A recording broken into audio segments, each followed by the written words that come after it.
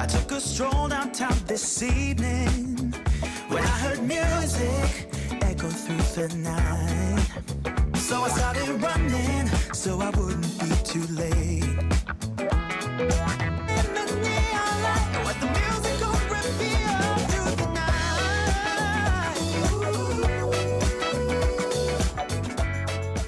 night. Welcome everyone to Coaching in Session. My name is Michael Rearden and I'll be your mindset coach today.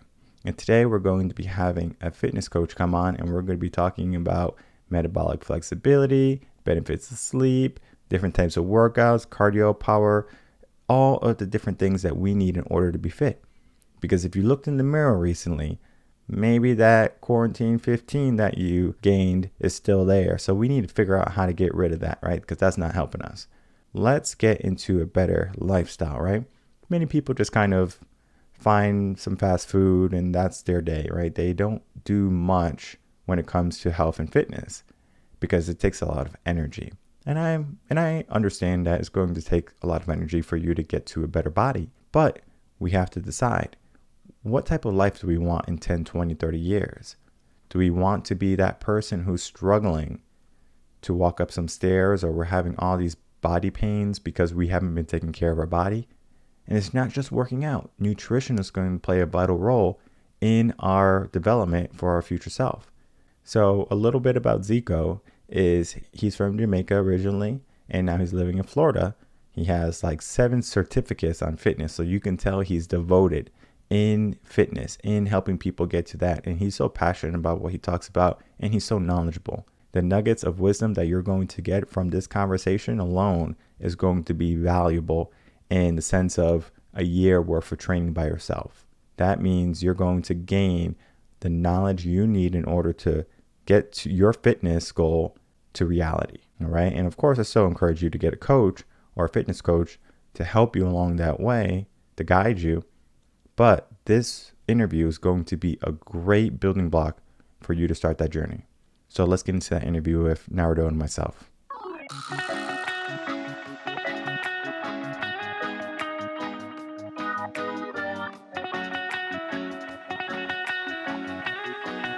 Welcome, Narado Zeco Powell, to Coaching in Session. You are the host of Matter Over Mind Experience podcast, and you are a fitness coach. Please introduce yourself to the world. So, world, my name is Narado Zeco Powell, as Michael just said.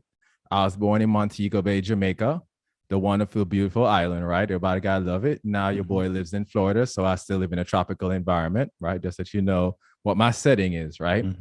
But I've been in the business for, I would say, at least 15 years as far as fitness, health, and so on and so forth, right? The last 2 years, I've been really, really focusing on helping others in their space. So I have 7 certifications in fitness, nutrition, and weight management. I'm a certified master trainer and also a weight management expert. Now, my podcast, the Matter Over Mind Experience, it's been the Zeco Health Show for about 16 months or so. And I just recently rebranded and I'm still working through it, but it's the Matter Over Mind Experience. And the reason why I've rebranded it as such is because I hear it all the time, especially for individuals who are not experienced. We talk about motivation. Motivation is very important, right? It's very important. Can't take that away. However, anybody will tell you, any great athlete in the world, anyone that's lost weight, anyone that's athletic, anyone that's accomplished anything in life, they will tell you that what you do to your physical body impacts everything else. And we get caught up in, the motivation. And I'm going to use this as an example. Let's say you don't get any sleep, or let's say 3 or 4 hours of sleep for 2 weeks. You can meditate all you want, do all the mindfulness that you want. You're going to feel like crap. Your hormones are not going to be balanced. You're not going to have any energy. Your mind's not going to be clear. So the Matter Over Mind Experience is giving you the things that your physical body needs so you can have a clearer mind. Your thoughts can run more efficiently. You can have more energy and just be at a completely different level. Yeah, and that's powerful to think that way. When you were talking about that, I thought about like being in school and then you have a bad grade on a test and then you're going to go home and show your parents this test. You have to get it signed or something like that. and you're just thinking about that, right? So you're thinking about that negativity. But if you can control your mind and control what happens, that's going to be very powerful for any aspect of your life, not only just fitness. So I know you're a fitness coach, and there's so much to fitness more than just going on keto and watching your carbs and making sure you fall in line with your macros. And one of the things I wanted to talk to you about today was metabolic flexibility. And I'm not sure how many people know about that, but if you can explain it and then talk to me about the importance of that. Perfect. I definitely will. Before I get to that, I want to back up a little bit on the last thing you just said, because that's something I really want to highlight, right? Let's go back to the matter over mind situation. So let's say we have a bad grade, right? And you're worried and you're stressed, right?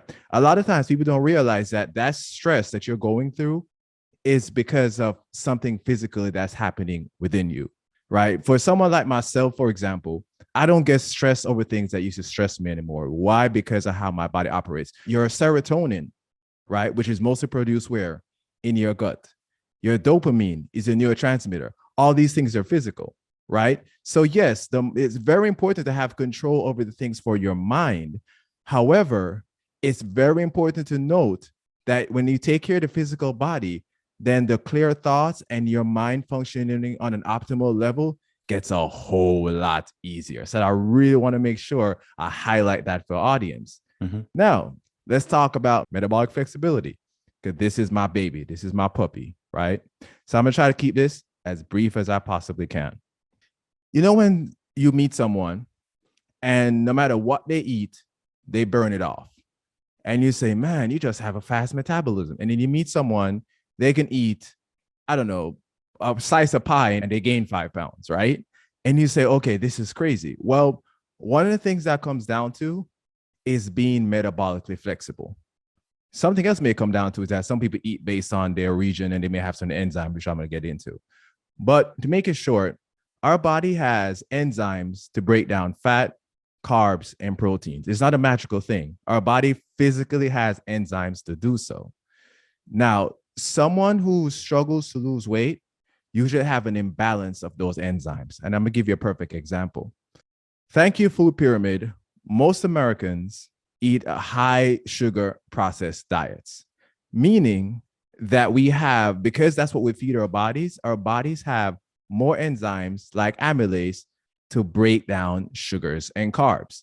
And even at that point, our body has to store, because most of us give our body too much of it anyway. And that's a completely different conversation, right?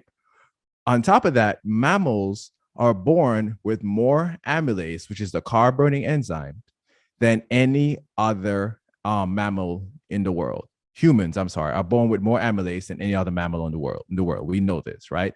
Then you add a high sugar diet on top of that, your body then creates those enzymes to break down carbs and sugars.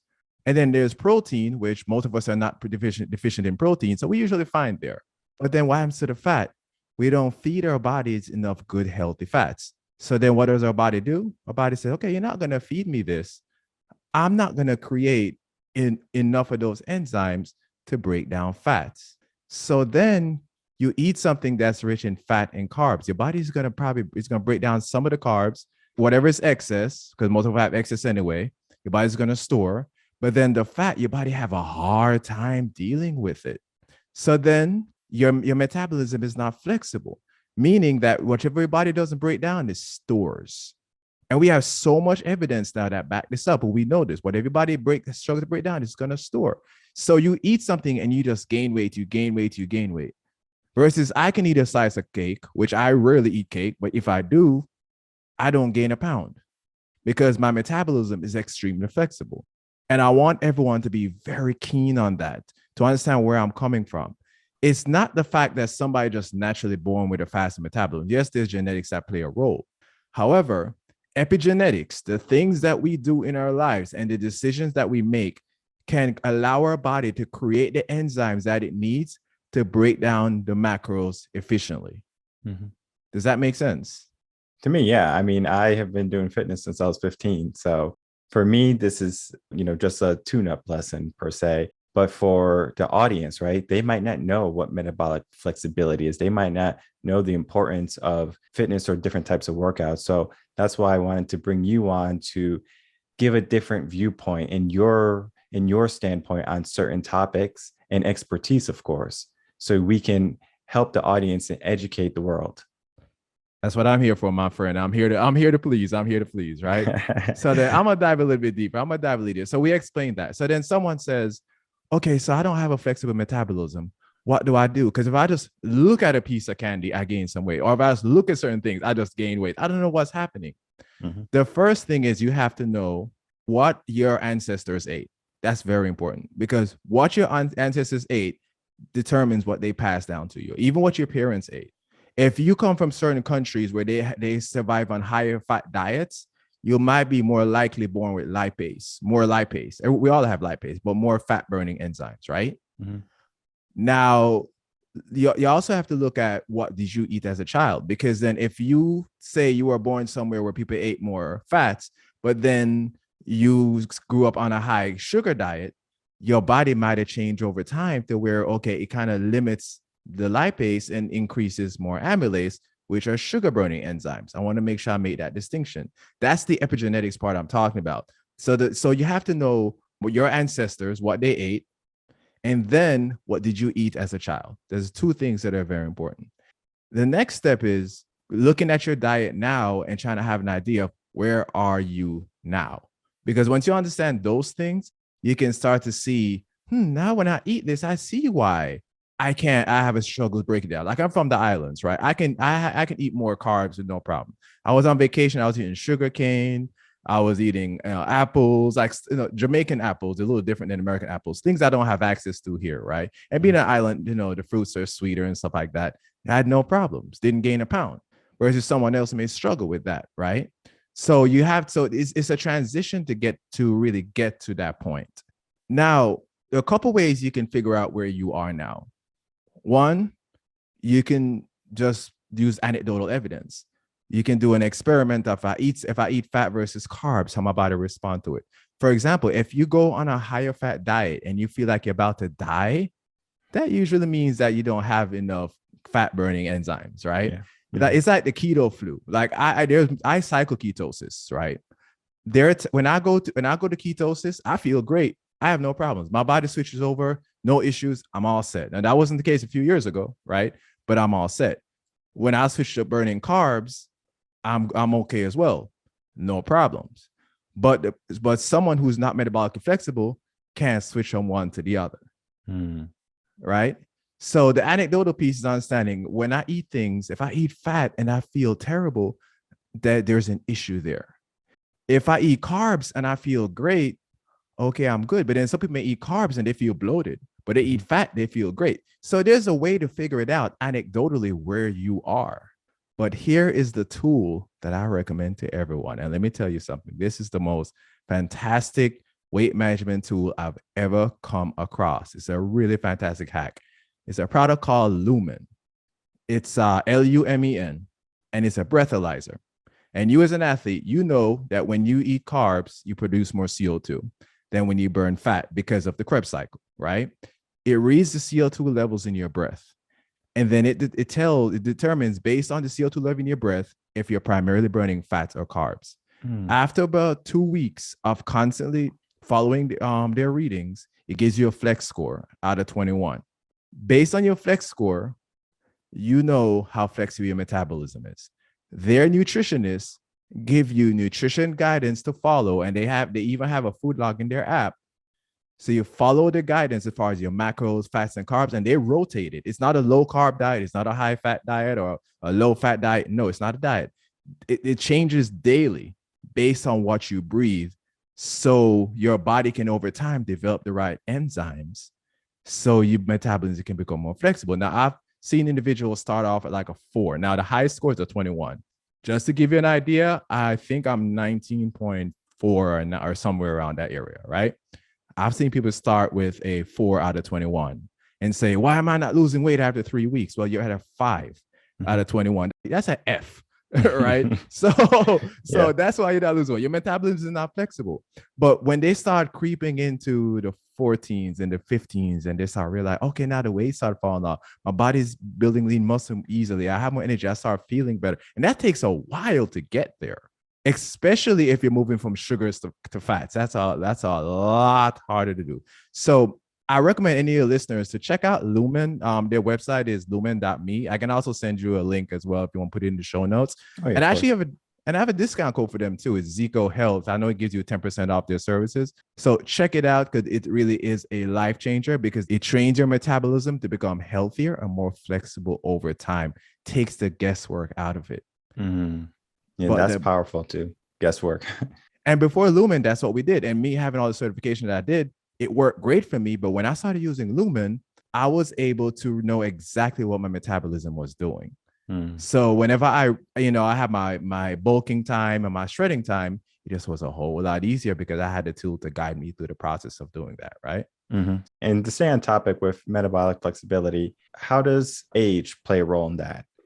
Yes. So age plays a huge role in just about anything, but not age as far as chronologically, age as far as how fast you are actually aging. Because you can have two 30-year-olds, right, who chronologically are the same age, Mm-hmm. but physically are different ages. Mm. So that's very important.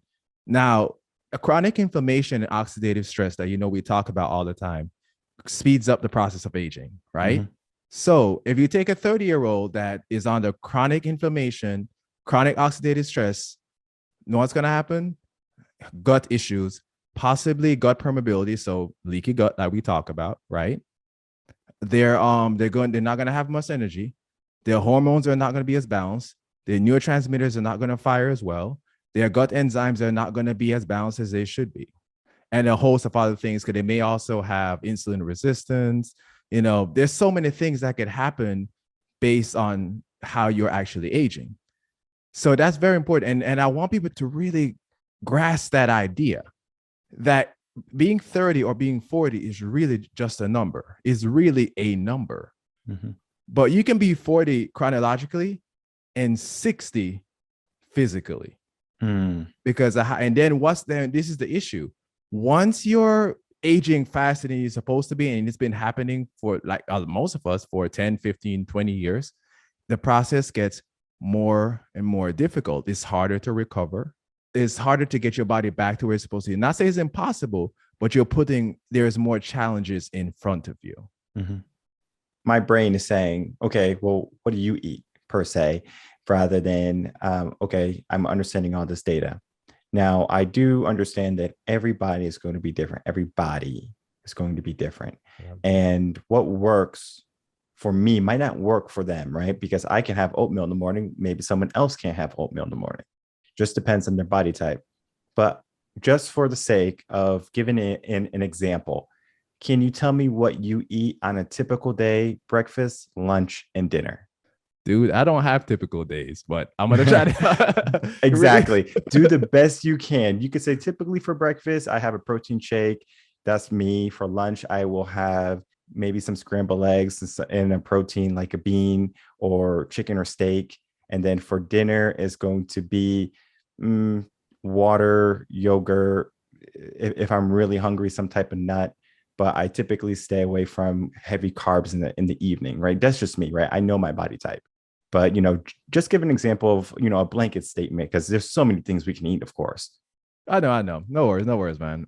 So I'm going to take a day. Let's say I'm not training heavy, right? So I'm maybe work out one day, or maybe it's a rest day, right? Mm-hmm. First thing, I want to let everyone know that I do a fast from my last meal to my first meal every day. They call it intermittent fasting. For me, it's just what my body is supposed to do. Mm-hmm. I give my body from my last meal to my first meal at least 14 hours in between to rest, lower inflammation, lower oxidative stress. Helps so much with the aging process, by the way. Rebalance the hormones and heal itself and recover. So my first meal is traditionally around 10 o'clock, right? And for me, I eat a high-fat meal for breakfast. So it could be an omelet. I throw some veggies in there with some tomatoes, with some kale, with some cheese. And that's important to know because I've had specialists and experts on my show that explain that we need to expose our bodies to at least 25 to 30 different plant foods a week, right?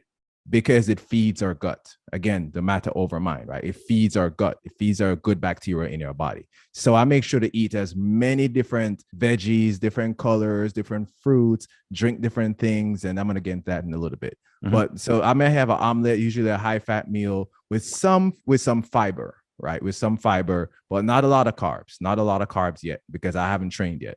Later, I will have a snack, a complex meal. So it'll be like something small. So it'll be like some almonds, usually it's nuts. It's like almonds, pistachio, something like that. So now I'm giving my body a little bit more carbs, but I'm also still feeding my probiotics with some good healthy fiber. Then I'm getting towards my lunchtime. I go back to something that's like high protein, high fat meal. So it's kind of like a cycle between my carbs and my proteins, really, how I do it. So in between times, I give my brain the glucose that it needs, right? Which, of course, with nuts will be sucrose that my body can use as like, breaks down the glycogen into glucose, of course, right? So we know how that works. So I go back to a high protein, high fat meal because, like we train, we have to eat a lot of protein. So then after that, I train. I live around 2:00 usually. So about 1 is when I mix my protein shake, and which is usually about 10%, 15% carbs, and then I'll start carbing up a little bit more. And it could be fruits. I like that. If I'm gonna have simple carbs, it's gonna be before I train. If I'm gonna have simple carbs, it's gonna be before I train, because of course, as an athlete, our bodies can use it best, right? Have that with my protein shake. I'll drink that while I'm going through what I'm doing. After I train, then I'll have another high protein meal.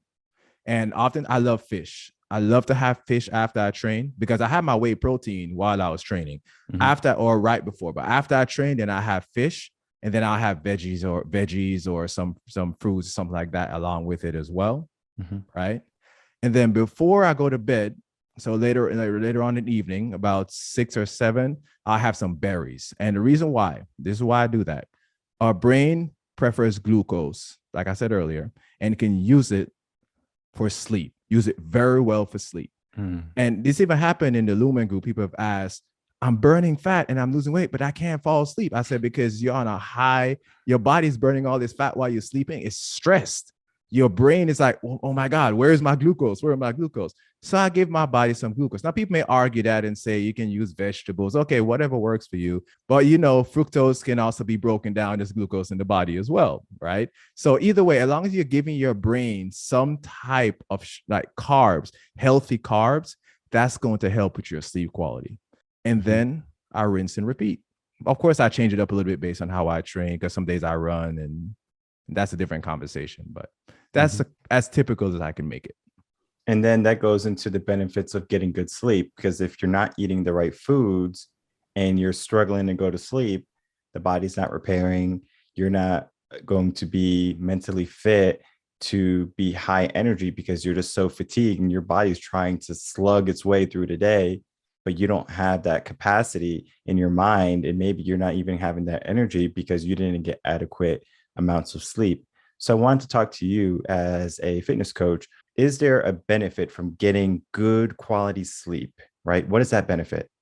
Dude, you just basically summed it up, but getting good quality sleep is basically the entire matter over mind experience. Because when I talk to someone, I've asked people before I sign them up, like, what's the number one health habit? And some might say nutrition, some might say working out.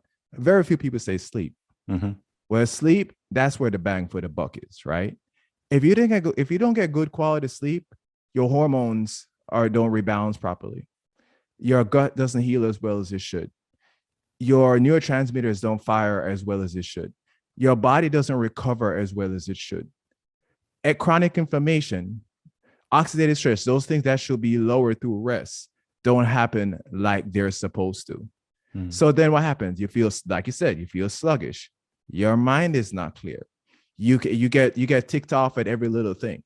Yeah, because I've had moments, like I'm human, so I'm going to be honest. NBA playoffs are going on right now, right? I have to force myself sometime to go sleep and turn off my TV. If I don't, because I have to rise up early, like 5:30 or 6 the next day. If I don't sleep well, if I don't force myself, I don't sleep well, which some nights is harder than some, depending on if my boy CP3 is playing, right? So if I don't sleep well, I'm cranky the next day. Now, I kind of have enough saved up in the bank to where it doesn't affect me as much because it's rare that I have 2 nights of bad sleep. So that's one good thing. But most people it kind of become a cascade. Like they just constantly don't have good sleep. And then that's a whole different cascade. However, I try to avoid those bad nights as much as I possibly can. But then I want to talk a little bit more sleep too, because then we know those benefits of sleep, but it's not just the glucose. It's blocking out blue light at night. It's lowering your adrenaline levels at night, which the glucose plays an important part of that. Is having good sleep hygiene. Is the next morning, what do you do when you wake up? Are you woken up by an alarm that's going to kick you out of your sleep cycle, which is going to raise your adrenaline, creating a stress response, or a good alarm that's actually going to wake you up in a nice, relaxing sense? Do you get sunlight when you first wake up so your circadian rhythm can say, oh, it's morning time? Let's reset so we can work towards the night when you can create enough melatonin. Are you getting enough minerals? Because we know that you need adequate minerals for your body to create melatonin at night like it should. And then excess aging, rapid aging, also slows down the melatonin our body creates at night as well. We have so many studies that show that, right? So it's all connected.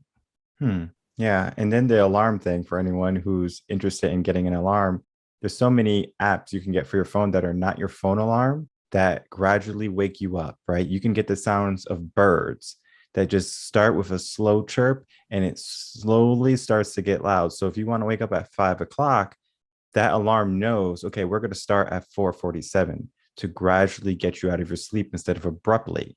So there's so many tips and tricks when it comes to fitness where it's just more than just, okay, make sure you go to sleep at 9 o'clock, make sure you wake up at 5 o'clock, go to the gym, do this, do that, eat this diet. It's more than that, right? We have to understand our body, right? Many people don't even take the time out to realize, okay, what foods work for me?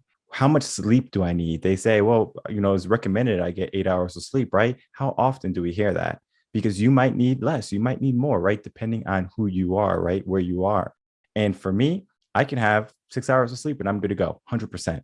Now, if I want to do it naturally, I'll probably be sleeping around 7 hours, right? But I can utilize 6 if I have to, just depending on the day, how many meetings I have, how much work's on the docket. I can use 6, right? And I won't even need a nap throughout the day. But the reason I can do that is because I have a healthy diet. I'm not going out there and going to McDonald's all the time when I'm hungry, right? I'm going to cook. Most of my meals are home cooked meals. I make them. And, kudos to my parents, my grandma. They taught me how to cook. I didn't need someone to come over and teach me how to cook. And that's one of the skills that everyone has to learn. How do you cook, right? And then the next skill is, how do you balance what you eat? Because yeah, you might know how to cook fried chicken, but you shouldn't be eating it every day. And and yeah, I understand it's grandma's recipe, but stay away from some of those foods that are not helpful to you, right? So understanding what's helpful for you and then making sure you're getting adequate amounts of sleep. Did you want to touch base on that, or did you want to get into what type of workouts are going to be good for people now? Because we talked about the food, we talked about the sleep and the basis of what's going to be our maintenance, and then we need to start to get into the fundamentals of working out. I want to add a little bit to because you said something that's very important. You said knowing what works well for you, right? That's so important. And the reason why I want to talk about that just for like maybe 60 seconds is because I was talking to someone the other day about getting glucose at night. And they were saying, well, everybody's different. And some people can run on fats at night. So, well, if you're metabolically flexible, that'd be more likely, yes. But the fact of the matter is our brain likes glucose or ketones for sleep. So if you're going to be in ketosis, that's great.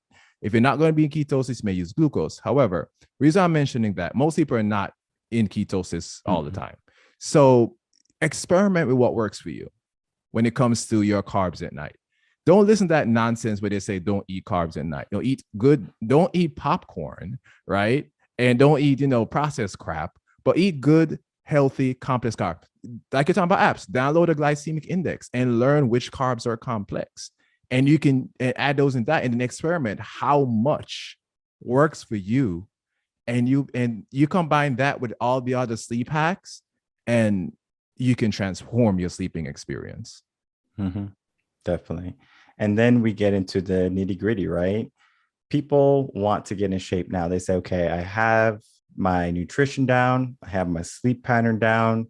We have a good piece of the puzzle, right? But then they say, well, what type of workouts do I do, right? Do I do HIIT workouts? Do I just do mainly all cardio? Do I do all lifting? I want to be a power lifter, do deadlifts. They watch a video and they say, oh, I'm going to do that. And it might not be good for their body. But I want to talk to you about the different types of workouts and if we can break it down and maybe what body types is going to be best for.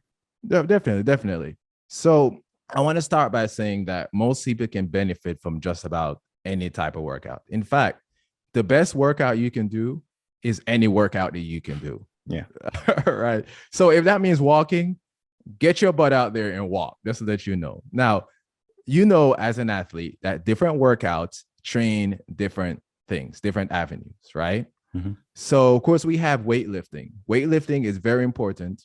But in weightlifting, you may cross the anaerobic zone, but how long do you really stay in across the anaerobic zone? Not for a very long time, right? Because you allow your heart rate to come back down, then you lift again and you push through. So the way you fuel up when you weightlifting may be different.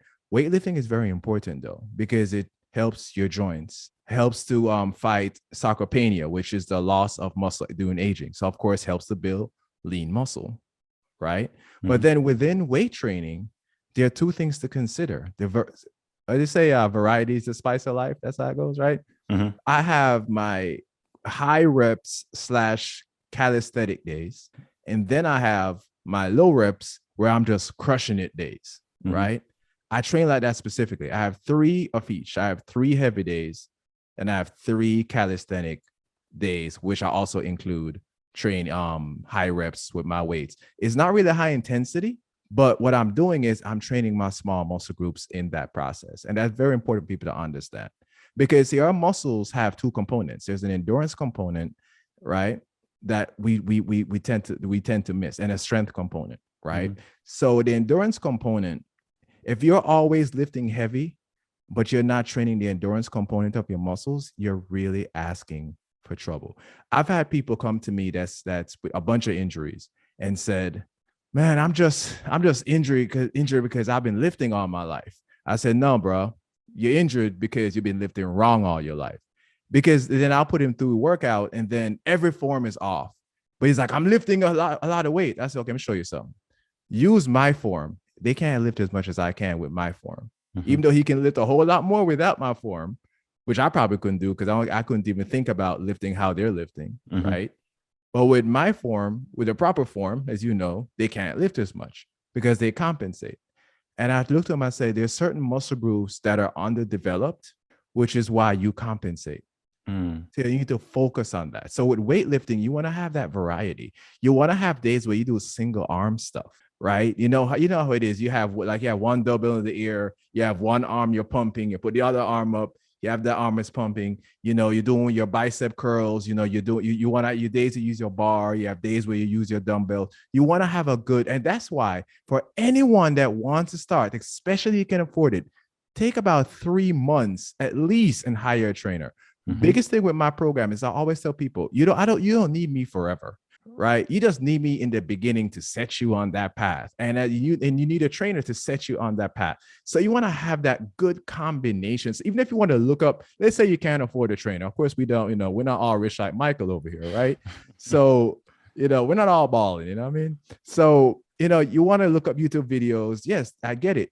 Make sure you look at programs that give you a little bit of each or kind of combine the programs. You want to have one that focuses on high reps, still not high intensity necessarily, but like high reps, training those stabilizing muscles and the muscle endurance aspect. And then you want to look at the workouts that train the heavy lifting as well. And you want to have a good combination of both. Mm-hmm. High intensity kind of falls in the high reps range. However, your heart rate stays above the anaerobic zone longer, as you know, right? Mm-hmm. So then you're crossing the anaerobic zone. Now, this is important for a lot of reasons. And it's going to be very similar to cardio, except there may be more body work and maybe even some weights incorporated in it, right? So you're looking at your cardiovascular health. You're looking at training those muscles that you wouldn't have used if you're just weight training. And your endurance in your muscles is even going to grow on a different level because you don't have time 2 minutes to check and play on Candy Crush or something mm-hmm. in between your workouts, right? You're going. So there's the benefits of that as well. So that's something you can incorporate on, let's say, your calisthenic days, right? That's something, or your days where you're going like low weights. That's something you incorporate. I honestly don't think that most people should do high intensity more than maybe a couple of times a week. That's my general recommendation. With cardio, it's similar to that aspect, except with cardio, you're not using weights. Like you're like, I ran this morning. Okay, I had to, man, I ate about 200 grams of carbs last night, get ready for, because I'm training for a race, right? And Monday, my run at the end, I had nothing left in me. And I was like, I can't do this again. So I carved up like crazy for my run this morning. But you want to also be able to do some cardio because you want to improve the health of your heart. I'm giving a story. My and not just your heart, your cardiovascular health altogether. My cousin is a nurse, and we're talking about athletes. And she said the other day, she came across this guy who was 60-something years old. His resting heart rate was 38 beats per minute. Wow. She thought something was wrong with him. She's like, I know athletes are low. Like mine is 40 something, like 45, 46, I believe. And I'm 40, right? This guy's 60 something, is 38, right? She said, okay, I know athletes are supposed to be low, but this is crazy low. Like I've never seen this before. But then she started asking him questions, and he was like, he told her how much he runs, and and she started realizing that this guy's heart and cardiovascular system is so healthy. It's like it's not even working. It's like it's just chilling all day. Versus if you don't train your cardiovascular system, it's always boom, boom, boom, boom, boom. It's have to work overtime just to walk down the freaking street. You may walk down the street and you're like 70, 80, 90 beats per minute. And this guy walks down the street to like, I don't know, maybe 40 something beats per minute. He's literally lengthening his life.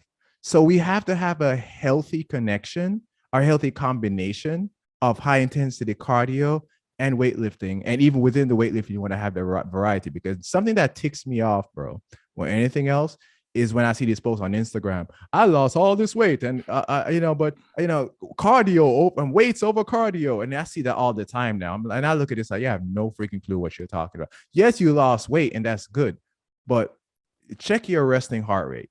If you and I gotta go for a run right now, you probably die after 30 seconds, right? I'm just going because, and like I talked to someone today, he's going entering into the bodybuilding community, and he said to me, he looks pretty good, and he says, man, I'm not a runner. And I said to him, I'm not a runner either. I don't run as a runner. I don't consider myself a runner. I just run because I run, I swim, I bike, I do all these other things, I hike and everything else, right? But I'm not a runner. But I run because I'm improving my cardiovascular health. I have all these different aspects of my training so I can be fast, so I can be strong, so I can lower my stress levels, so I can have more energy, so I can just feel amazing and have that matter over mind experience that I preach about. And to touch base on something you said earlier is about getting a trainer, right, to help you along the initial steps is important. Because then they can see, okay, if you have any bad form, because some people might say, oh yeah, I worked out before. Okay, well, let's see you work out then, right? That trainer is going to be able to help you. If you're doing the wrong thing, they're going to say, hey, you're doing it wrong. Even to myself, if I see someone in the gym doing something wrong, it's like I feel obligated to go help them, saying, hey, do it this way instead, because if you keep doing it your way, you're going to get hurt. And I know it hurts their feelings a little bit. They're self-conscious maybe after, but I'm sure down the line, they're going to say, okay, he's right. Right. But at the same time, I'm not out there to make anyone feel a certain way where they're like, oh, like he hurt my feelings, or he only, he thinks he's so better than everyone else. No, I don't think that. I just want to help you where you are, because if you're doing something wrong and you don't know it, that's ignorance. So I would rather you be aware of it. And if you want to be stupid, okay, go, that's your choice. I'm not going to try to change you every time I see you do it wrong. I'll tell you once, you do it wrong, the next time, hey, that's your life choice. But if you have a trainer, they can help you with that, where if they see you doing something wrong, they can help you. And then even when you get that initial start of your fitness journey and you're working with someone, understand that you'll probably hit a plateau if you just do the workout that you have got from them. So you outgrow workouts. and you have to understand how the body moves, because the body is basically muscle memory. So if you do the same workout for a year, eventually the body's going to say, okay, well, I understand what you want from me, so I'm going to give you what you want, but you're not going to see any more improvements. So we have to be able to spice it up, similar to how you said, variety is the spice of life, and shock the body. Where for me, I have ABC workouts. So every week is going to be different and doing something different too. So am I doing high reps or am I going for max? It depends on the week. I had to learn that in high school. I was just trying to lift heavy, right? Right. And then I learned though from working with trainers and other people who have been in the, in the fitness world longer than I have, right? Because I was just a beginner going into the gym, Planet Fitness at the time. But then I said, you know what? I'm going to have to learn, right? So then that's when I got help. You might be in great shape, but you can always learn something from a trainer. So, just getting help from a trainer, speaking with a trainer like yourself and saying, hey, this is me right now, and then talking about that. And then going to the cardio aspects. You might not like certain cardio, okay? You don't have to do every cardio. There's so many different machines in the gym, all right? They're there for a reason. So if you don't like the elliptical, don't do the elliptical, right? If you don't like running on the treadmill, switch it up, do steady state incline, do something different, right? Go swimming. For me, I like running on a basketball court. That's what I like. Like for me, I would rather run on the track or a basketball court rather than run on a treadmill. That's just me, right? What do you like, right? Because if you don't like what you do, you're not going to do it. All the people say, I don't like running. Well, what type of running don't you like? Do you don't like running on the treadmill or you don't like running on the track? They might say both. Do you like swimming? Do you like biking? Things like that. There's going to be activities that you can do to get that heart pumping. And many people are just like, yeah, like I'm just not good at it or my joints are bad. Then we need to start to look at your diet, right? Your body is so damaged already. Let's start to repair it. And you got to understand something, people. You only have one body. So you need to start thinking like, okay, I have one body. Everyone thinks they have like all these bodies that they can go to or they can get all these surgeries and everything's going to be okay. It's not that way. We have to be purposeful in how we live, how we think, and what we put into our body and our mind too. Because if we just go haphazardly through life, I guarantee you when you're 50, you're going to be breaking down. I know people who are in their 70s at the gym. They look like they're 40. And that is because they put in the work and their body is reflecting that work. Dude, I remember this changed my life. I'll never forget this. I didn't learn this guy's name. I call him the Silver Fox. I was at UFIT, right? Years ago. And this guy, he looks like he had a gray hair. That's the only reason why I would know his age, right? And he probably, if I had to guess, 70 or older. And he went up on the pull-up bar and he kicked his leg all the way to the top of the bar. And I looked at this dude. I'm like, okay, I can't even do half of that. Like, this is ridiculous. Like, I was like, no, that was the moment in my life. I was like, okay, something's got to change, right? Exactly what you're talking about, because you can age, you can have two 70-year-olds, one can barely walk and one can do that. Mm-hmm. Which one do you want to be, right? I have an example too about just getting advice from people. So I injured myself recently. I haven't played soccer, even though I love watching soccer. I haven't played in, I'll say, about at least 10 years, right? Mm-hmm. And I got into a thing with one of my friends. He's a big soccer player. He was inviting me out to play, and I was playing and having fun. But I was taking free kicks, which is something I'm generally good at. Well, actually, one of my best skills, but my form was off because I haven't played in so long. I guess the muscle memory didn't kick in. And it was one of my friends that said, hey, man, you're on your left leg, you're putting too much pressure when you turn. You're actually pushing yourself back and you're putting too much pressure on your leg. Well, he said that by the next day, because I was working on my form, right? But by the next day, I injured that leg. And I've actually haven't been running or doing a lot of cardio including my legs, because I've been rehabbing that for at least 6 months to get it back. And even now I have to restrict how much twisting I do. Get on a soccer with free kicks, you do a lot of twisting movements. So I have to restrict it until that area gets back to 100%. So it's Dutch, what you're talking about is that I can say I injured my leg because I was playing soccer. No, I injured my leg because I wasn't taking my free kicks properly. Right. And that's another example of why form is important. And dealing with an injury too. I hurt myself, I would probably say 2 times in my career of lifting, weight training, fitness. And it was because I wasn't looking at my body. I wasn't paying attention, right? Threw out my shoulder once. And then the other time I was training for a marathon, I pulled like a hamstring and it turned into sciatica problems. The reason why it turned into sciatica problems is because I ignored it. And I said, you know what? I'm just going to still do my marathons. I did like a 10K. So I was like, all right, I'm still going to do it. I did it. And then I had to do the healing process after. It takes more to heal your body than it does to not hurt your body. All right. I want people to understand that. If you hurt your body, it's going to take a lot more, it's going to take a lot longer than if you just understand where you are. All these guys in the gym, they try to lift all this weight and then they get hurt and then you don't see them for 3-4 months.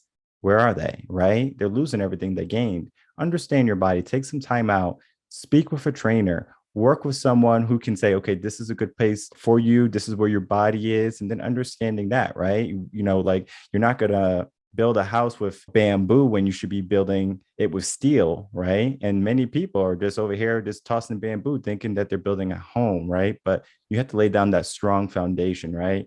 And that's going to be making sure you have a good nutrition, you have someone in your corner, and you can say, all right, I have a good trainer. They're helping me with my nutrition. They're helping me with my workouts. They're helping me understand, all right, this is good for my body. This is not good for my body. And then, of course, keeping me on track with my sleep cycle. There's so much more to fitness than just going to the gym, right? January 1st, when New Year's resolutions hit, just because you get a gym membership and you work with a trainer one time and then you think you're okay. No, you need to find someone dedicated who does it for a living. And then from there, you can say, okay, like I'm going to work with Zeco. And then that is going to be my guy. And every time I have a problem, every time I have a question, I'm going to address it with him versus, okay, well, I'm going to Google and Google told me this because Google says a lot of things. A lot of things, yes.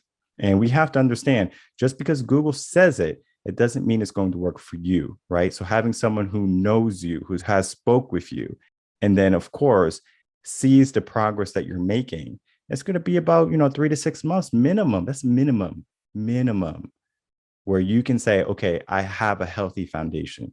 So if you're going to invest in yourself, understand something. Make sure you're going to do it for that period of time, right? Don't just say, all right, I'm going to get a gym membership and you never go, but you signed up, of course. So now the gym is getting free money, but you don't get any type of benefit from it, right? So understand that too. So I wanted to get some final words from you. It could be about where can people find you or just talking about fitness the last little bit. No worries. Okay. I'm going to keep this as brief as I possibly can, right? So, because I want you to leave the audience with just a few things here. Mm-hmm. I want to say, one, the difference between, let's say, myself and Michael, and let's say someone who's overweight and never worked out, is because fundamentally our bodies are different now. We've trained a certain way, our nutrition a certain way, our gut enzymes are different, our metabolism may be more flexible, we have more lean muscle mass, or maybe aging slower, so on and so forth. So that's one thing I want everybody to fully understand from the jump. The second thing is when you get into a program or you're making changes, you're going to understand that you have to make micro changes and enjoy the process as you go. Do not do this. You know what? I'm just going to cut my calories and I'm just going to go for it. You're going to be miserable. You're going to have headaches. You're going to be hangry. You're going to want to cuss everybody out. It's just not going to be a good experience. And then, of course, Michael, calories in, calories out only work so much if you don't treat the entire aspect of fitness, i.e. the gut enzymes, the metabolic flexibility we're talking about, sleep, and so on and so forth, right? Second thing. The third thing is that your body is going to give you signals that it's changing as you're making these micro changes. Listen to your body. There are going to be times when you just need to sleep. For example, when I'm healing from my injury, which unfortunately, because I'm stupid and made these mistakes, right? But my resting period is a little different in that healing process. So as your body is changing and adjusting, just listen to it. Sometimes it may need to take 3 days off, and then take the wins. Like I've had clients that text me after a few weeks and said, I'm getting out of bed now without any issues. I used to struggle to get out of bed. but I just pop up out of bed now. Like it hasn't happened in years. So your body's going to give you signals that it's changing, listening to it. And the last thing is focus on recovery. You need to recover. You're just going to go straight for it. Actually, just cut your calories that your body needs to function at its best. And then think you're going to be great. And you're going to work out. And you're just going to drop 100 pounds, or 50 of that might end up being muscle anyway. You need to focus on recover. So that's the nice umbrella and nice bow I want to leave for everyone. Mm-hmm. As far as getting in touch with me, I'm an easy guy, right? My podcast, Matter Over Mind Experience. Check it out. It's on every single platform you can actually think of. I have a YouTube channel, but I don't put a podcast on YouTube, but it's on Apple, Spotify, Google, Amazon, Facebook. It's an audio show. So the Matter Over Mind Experience. When should I say that right? Because I might have said that wrong earlier. The Matter Over Mind Experience. My Instagram, Zeco Health, ZECO Health is one word. My TikTok is also Zeco Health. I love chatting with people. So feel free to message me primarily on Instagram. I'm more responsive. I'll talk to you. I won't charge you. In fact, my goal is to help you. If you need some questions answered, as much as I can help you without getting legally sued, right? I will try to help you. And of course, not cutting into my pocket because, I might have to make money at the same time. I will help you as much as I possibly can. Mm-hmm. Definitely. You're going to be in good hands with Narado Zeco Powell, everyone. If you're looking for a trainer, fitness guide, or just a friend to talk to, he's going to be your man. All right. Thank you so much for coming on and spending your time with me. Hey, thanks for having me, Michael. All right. Cheers. I would like to thank again my guest, Narado Zeco Powell, for coming on and talking about fitness and everything he's doing. He has a podcast. Make sure to check that out. And he has so much wisdom, and he's a kind and fun loving guy, because a person who's going to be talking to you and he's not so much worried about the money, those are the people that we want in our corner. And many of the coaches that I speak with, that I bring on and put on air, I want you to recognize that they're there to help you. I do interviews with people, and those interviews never see the light of day. If someone is not a good fit for the show, I'm not going to present them to you. That is not what I do. I present people who are going to be assets in your life. And if someone is not going to be an asset in some way, some shape, or some form, they don't show up. I want to make sure you have the best coaches, the best quality that is going to help elevate your life. Now, of course, you might resonate with a coach a little bit differently. For example, you might not resonate with me, but you might resonate with Zeco more so. And I encourage you to speak to him. I would rather see you do good than be with someone that you're not resonating with that has the same energy level. Now, I do have good energy, so don't throw me under the bus quite yet. But however, everyone is different. Everyone requires a different touch. So find the coach you resonate with and head over to the interview tab on my YouTube channel. Or you can always just make sure you check the titles and you can see if there's going to be a guest. But every Wednesday and Friday now, I'm going to be having a guest. So many people are coming on coaching in session, and they have something to say and they have something to share. And I want you to be a part of that. As always, make sure to like, comment, and subscribe, and to share this video with other people to help build a community of people that are trying to get to a better life and a better tomorrow. I will see everyone on the next episode of Coaching in Session. Until then, everyone, take care.